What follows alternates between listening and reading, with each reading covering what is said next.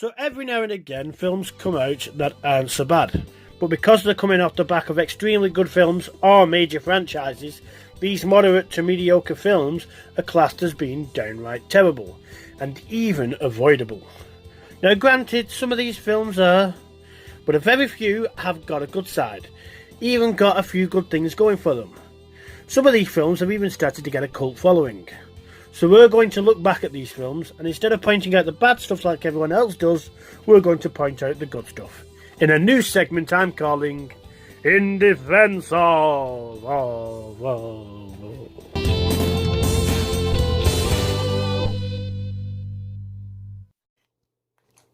So today we celebrate the 37th birthday of Grease 2. 37 years. Wow. So a bit of background. First in 1978 a musical comedy film was released called Grease, which was a major box office hit and praised with fans and critics alike. It became an instant movie classic, one that nobody was told to miss. But as with all classics, Paramount saw dollar signs. Bing bing! And in early thinking, and maybe a little foreshadowing of how films and movies were going to go in the modern way, they thought about turning Grease into a franchise, with not just one sequel, but 3 sequels and a TV series. Grease co-producer Alan Kerr had a deal with Paramount Pictures to be paid $5 million to produce a sequel, with production beginning within 3 years of the original film. That might have been the biggest problem. Rushing into a sequel usually means quick writing and that turns the sequels into a direct copy of the first film. Okay, so let's look at the plot quick. Stephanie Zanoni, played by Michelle Pfeiffer, is the leader of Rydale High School's Pink Ladies, a gang of girls who are the counterparts of the school's group of greasers called the T-Birds. Stephanie is tired of a relationship with top T-Bird Johnny Nogarelli, played by Adrian Zmed. So she breaks up with him and quickly catches the eye of English exchange student Michael Carrington. The only problem is... Uh-oh. Michael, I think there's something you don't understand. You see, Stephanie Zanoni is a pink lady, which means if you're not a T-Bird, which you are not, you can look, but don't touch. Michael, I wouldn't even look. Hoping to win her over, Michael tries to overcome his nerdy ways while holding off the jealous ex Johnny. Meanwhile, a mysterious biker arrives in town who Stephanie falls madly in love with. Will Michael get Stephanie to fall in love with him? Who will win the school talent show? And who is the man behind the mysterious biker? As you haven't already guessed. Okay, so let's look at the good things in this film. The new cast is quite decent for the most part.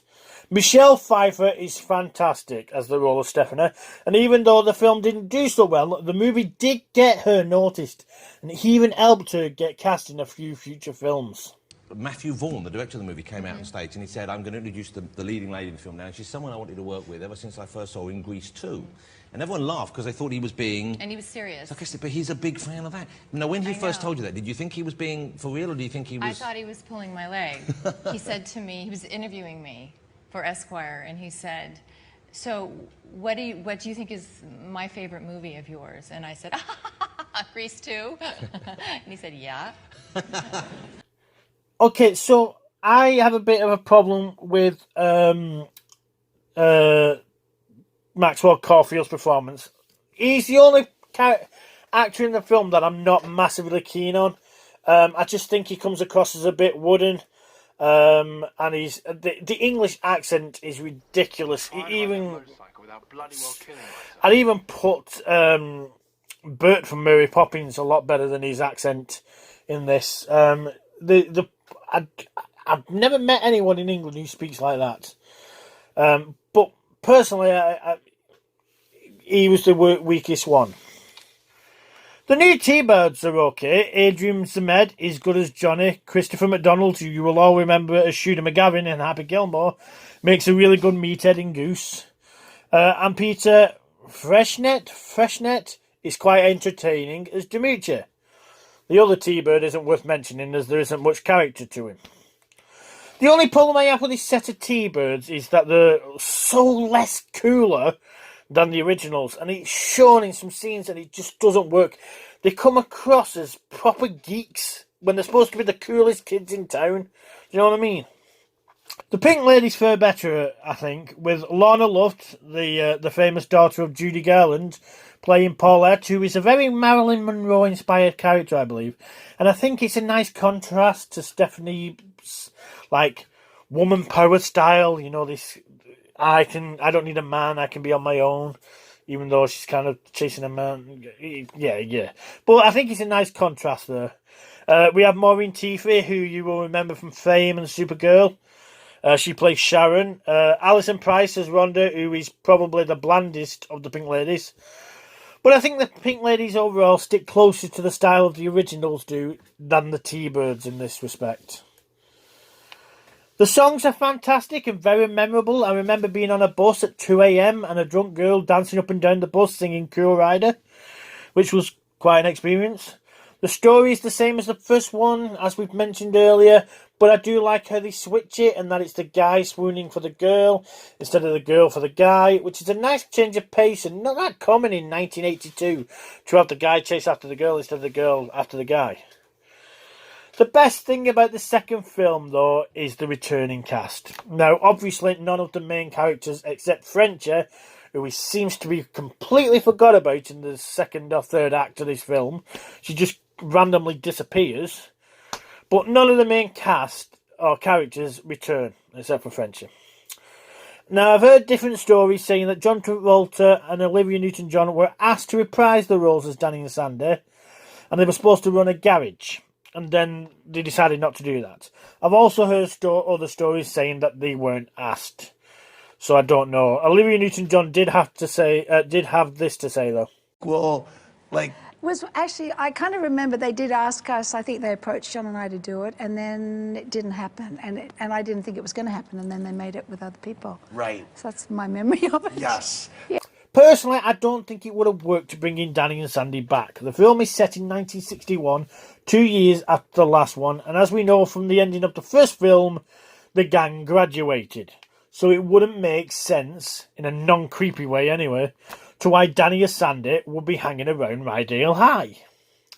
What does make sense is bringing back the secondary cast, which they do from the first one, mainly Principal McGee, Blanche, Coach Calhoun, and the other teachers.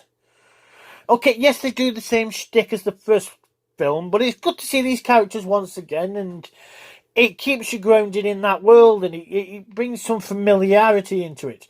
Yes, okay, I didn't realise this until it was pointed out to me recently, that the school in the first film is not the same school as the second film, even though it's meant to be. They look completely different. But I'll be honest with you, I didn't notice until someone pointed it out. So, the choreography is fantastic. I think in some scenes it is beautifully shot.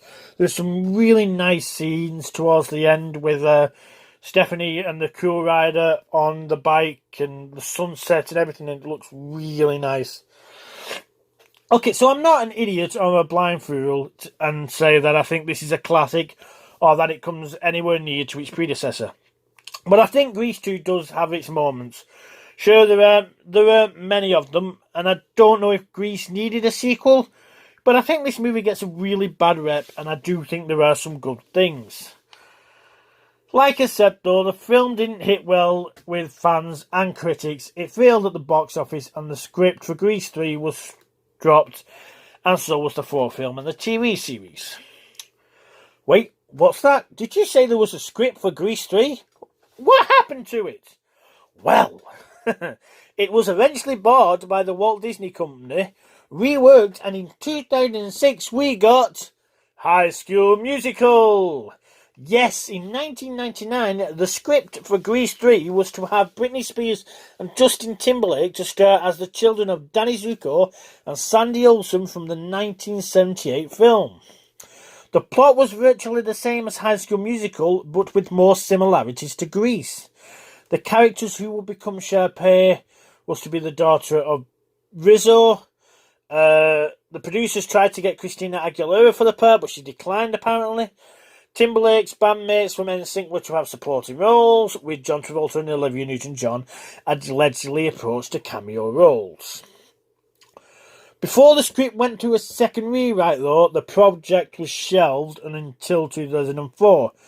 Producers would have probably needed the permission and the rights to get Grease, and so the idea was just evolved into High School Musical, and the Grease name was dropped. So there you have it. High School Musical is really Grease 3. Anyhow, to me, Grease 2 is a lot of fun. It's campy, it's nostalgic, but I do enjoy it a lot. I enjoy a lot of the performances, and I can't stop humming the songs once I've heard them. So grab your DVD, put it in, and do it for your country. I've been Retro Richie. See you in days to come.